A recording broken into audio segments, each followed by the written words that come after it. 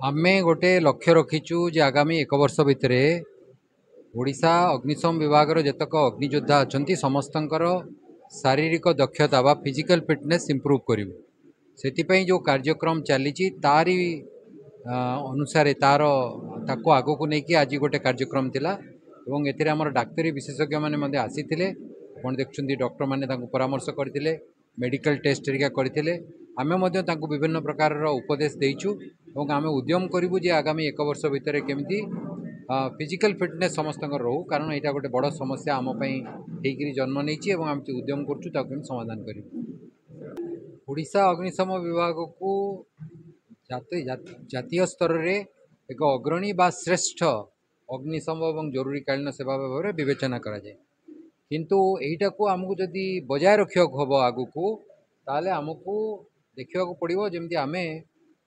शारीरिक भाव आम कर्मचारी मान सुस्थ रखा तांको आवश्यक आधुनिक साज सरंजाम दवा तांको ठीक भाव में प्रशिक्षण दवा तांकर मनोवृत्ति भल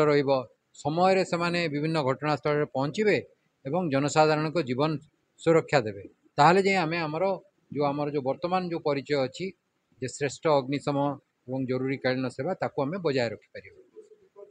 आमे संपूर्ण सक्षम से तो आमे जातीय स्तर रे निजको प्रतिष्ठित करिपारिछे किंतु